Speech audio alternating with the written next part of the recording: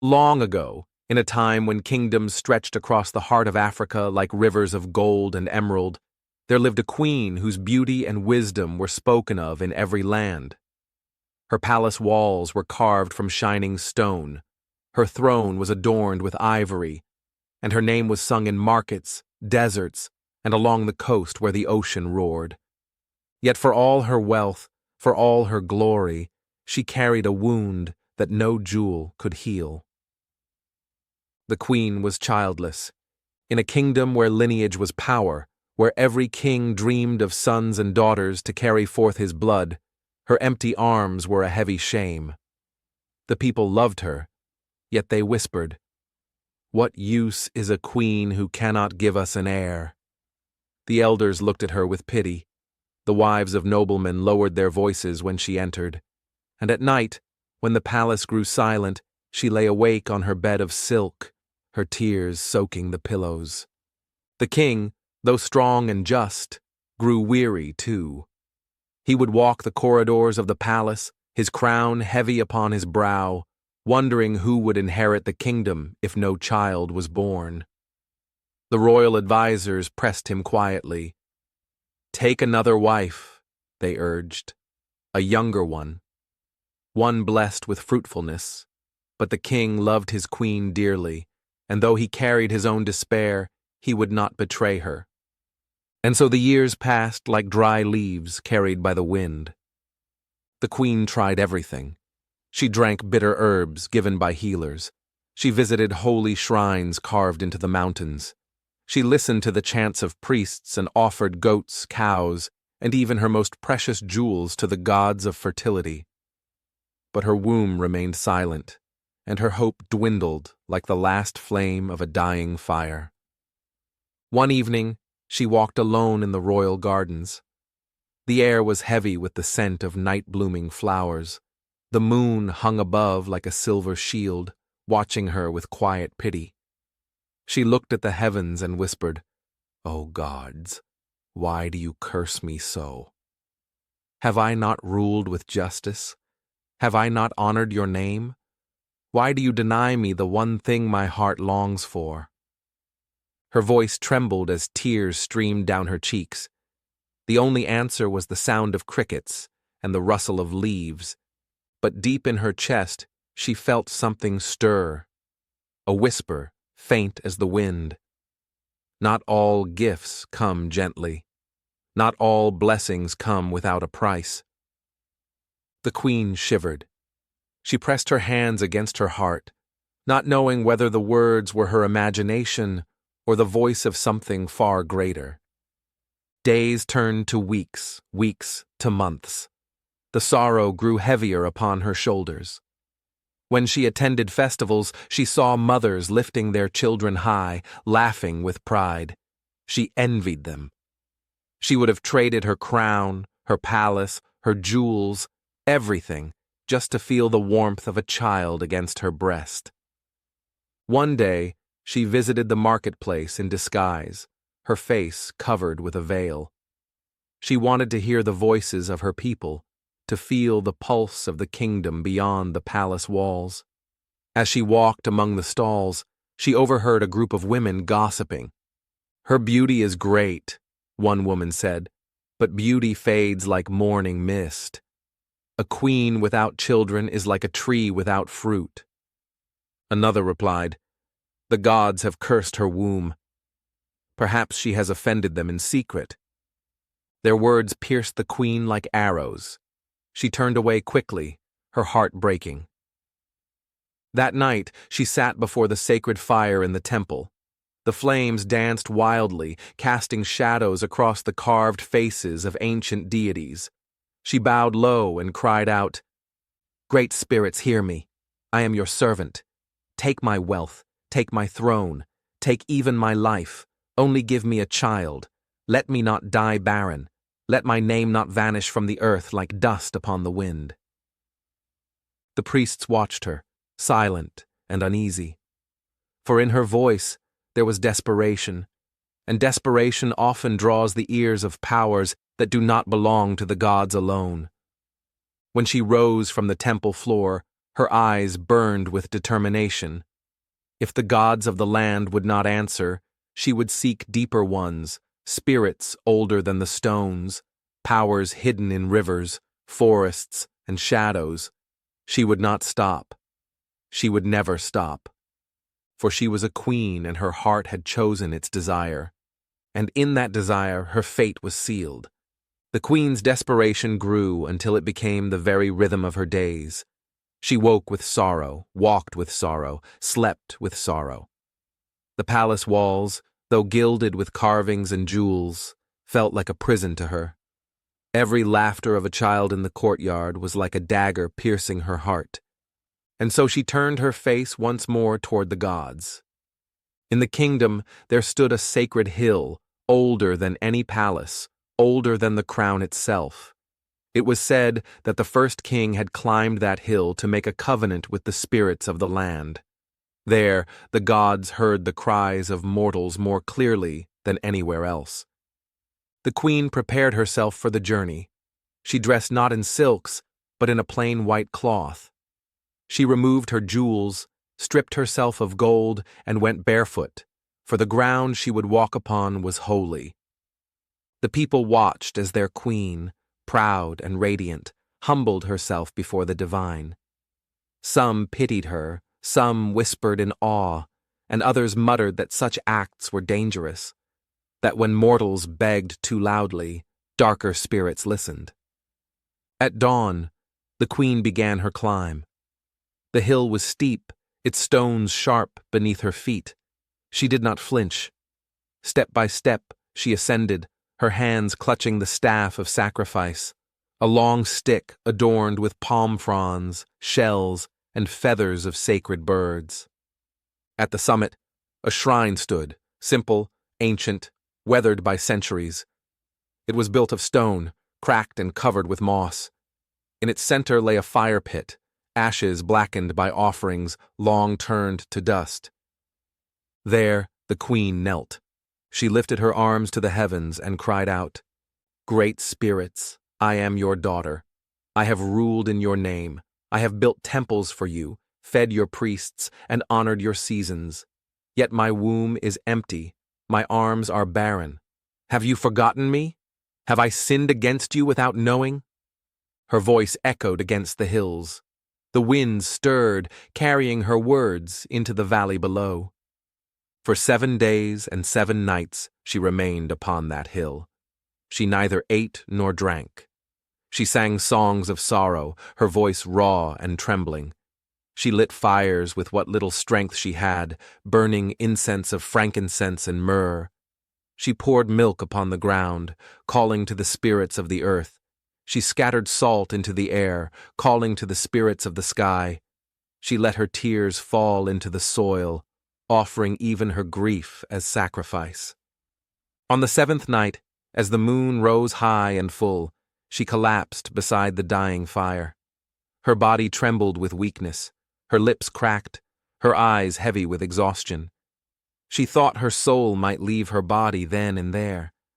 But before the fire turned to cold ash, the wind shifted. The flames leapt high once more, glowing blue instead of red. The smoke curled upward in strange shapes, twisting into the figure of a woman cloaked in fire. Her eyes burned like suns, her voice thundered like distant drums. "Queen of men," the spirit said, "your cries have pierced the heavens. Your tears have reached the roots of the earth. You shall have a child." The queen gasped, her weak body trembling. She bowed low, pressing her forehead into the dust. "Thank you, Great One," she whispered. "Thank you, Mother of Fire, Keeper of the Unseen. But tell me, what must I give in return?" The spirit's flames flickered, as if in laughter. "No gift from the gods comes without a price. Your womb shall bear fruit, but the fruit shall not be as other fruits. Your son shall walk with shadows. Your son shall carry fire in his veins. Your son shall be feared by many, loved by few. He will not belong fully to men, nor fully to spirits. He will be a bridge, and bridges are often walked upon." The queen's heart pounded. The warning sent shivers down her spine, yet her longing burned greater than her fear. "I accept," she said, her voice firm. "Let him come, even if he carries the fire of the heavens. Let him come, even if he walks in shadow. I shall love him, no matter the cost." The spirit's fiery eyes softened, almost with pity. "Then rise, Queen of Sorrow. Return to your palace. In 9 moons, the child of your heart's desire will be born." And just as suddenly as it appeared, the spirit vanished. The fire died. The night grew silent once more. The queen fell upon the ground, clutching her stomach. For the first time in years, her tears were not bitter with despair, but sweet with hope. She descended the hill at dawn, her body weak, but her soul burning with determination.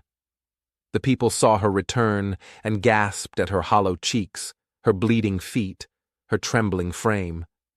But in her eyes, there was a light they had never seen before. The king met her at the gates, alarmed at her state. He rushed to hold her, but she only smiled through her exhaustion. "My love," she whispered, "our prayers have been heard. The gods have answered." The king did not understand, not fully, but he kissed her forehead and carried her into the palace. And in the months that followed, whispers spread through the land. The queen's belly swelled. She glowed with a light that could not be hidden. The barren queen was barren no more. The kingdom rejoiced. Songs were sung in the markets. Drums were beaten in the villages. Offerings were made in temples. The land believed that fortune had smiled upon them at last. But the queen alone remembered the spirit's warning. No gift from the gods comes without a price. And deep within her heart, though she rejoiced, a seed of unease began to grow. The 9th moon rose bright and heavy over the land. The palace was filled with song and drumbeats, for the queen's belly had swelled beyond doubt. She was ready to bring forth life. The people crowded outside the palace gates, waiting for news. Some prayed for a prince, others for a princess, but all were eager to witness the miracle. Inside, the queen lay on her bed, surrounded by midwives. The air smelled of herbs and burning incense. The king paced the corridor, his hands trembling, his heart pounding like a drum. At midnight, the queen cried out. Her voice echoed through the palace. The women worked tirelessly, chanting prayers, wiping her brow, urging her to push. At last, the cry of a newborn filled the chamber. The midwives gasped. The queen lifted her head weakly, desperate to see her child. But the room was silent, heavy with awe and fear. The child was unlike any they had seen. His eyes glowed faintly, as if tiny embers burned within them. His skin was warm to the touch, hotter than a human child. And as he cried, the oil lamps in the room flickered wildly, their flames rising high as if answering his voice. One midwife trembled. "This is no ordinary child," she whispered. The queen sat up, her strength returning with the force of her love. She held out her arms. "Give him to me." They hesitated, but the king entered then, and his gaze fell upon the strange infant. His breath caught in his chest. The boy's eyes locked onto his, glowing with an ancient knowing. Fear pricked his heart, but when he saw the joy on his queen's face, his fear softened. "My king," she said, clutching the child close, "behold the gift of the gods." The king swallowed hard, then nodded. "Then so be it. He is our son." The child was named Oba-Anwu, meaning King of Light. But even as the kingdom celebrated, the midwives whispered of omens. Some said the boy's cry was not a blessing, but a warning. Some claimed they saw shadows move when he slept. Others swore his touch left marks of heat upon their skin. The queen silenced them all. "He is mine," she declared. "He is the child of my prayers, the answer to my tears." Let none speak ill of him. The people obeyed, though unease lingered in their hearts. For though a prince had been born, a shadow had entered the kingdom with him. Oba-Anwu grew swiftly, faster than any child in memory. By his first year, he could walk. By his second, he could speak in full sentences. By his third, he could read the sacred texts that even grown men struggled to understand. His eyes glowed in the dark, and fireflies followed him wherever he went. When he laughed, the lamps burned brighter. When he cried, the skies grew stormy. The queen adored him. She dressed him in silks, sang to him, and defended him against every whisper. To her, he was perfect. To the kingdom, he was both a wonder and a terror. Mothers clutched their children when he passed. Elders made secret charms to ward off his power. Warriors whispered that he might bring ruin to the land. But Oba-Anwu himself was gentle. He loved animals, often seen feeding birds or speaking to dogs as though they understood him. Yet sometimes his temper flared. Once, when mocked by older boys, his eyes blazed, and the boys swore they felt heat scorch their skin, though no flame touched them. The council of elders grew restless. "This boy is not of men," they told the king. "He is dangerous. Send him away before he brings destruction." The king, torn between duty and love, faltered, but the queen stood firm. "No," she said. "He is my son. He is our heir. The gods gave him to me, and no man shall take him away." Still, fear cannot be silenced forever. One night, a traveling seer came to the palace. His eyes were blind, yet he saw more than any mortal.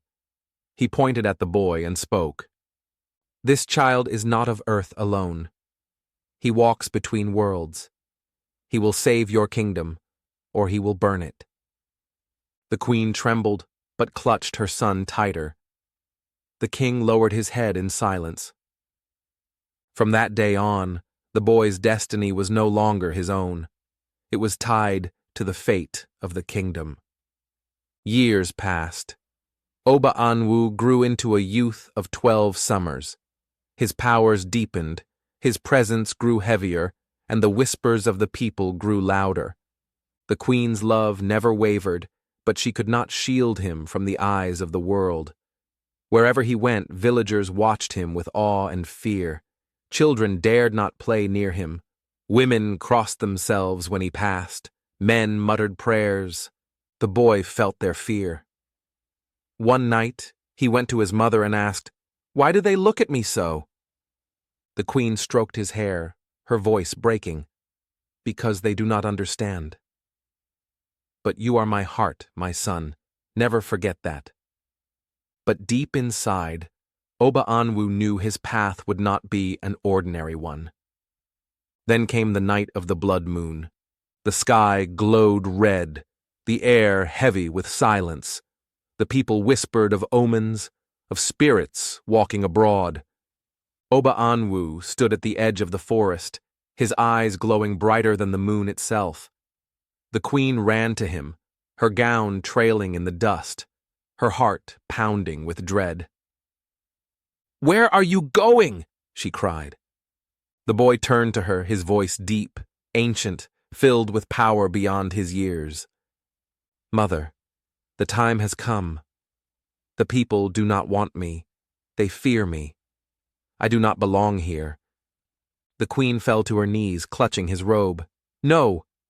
You are mine. You are my son. Do not leave me." He knelt beside her, touching her face gently. "I was born of your womb, but I carry the fire of the spirits. My path is not yours, but listen, when the kingdom is in its darkest hour, when shadows rise to swallow all, call my name. I will return." With those words, he rose and walked into the forest. The queen screamed after him, but the trees swallowed his figure. His glowing eyes vanished into the shadows, leaving only silence. From that night, Oba-Anwu was never seen again. But the legend lived. Some say he became one with the spirits, watching over the land unseen. Some say he walks the forests still, a glowing figure guiding travelers in the night. Others believe he will return in the form of fire to either save the kingdom or bring it to ashes. And so mothers told their children, "Do not mock those who are different. Do not fear what you do not understand, for sometimes the child you call a curse is the very one sent to save you."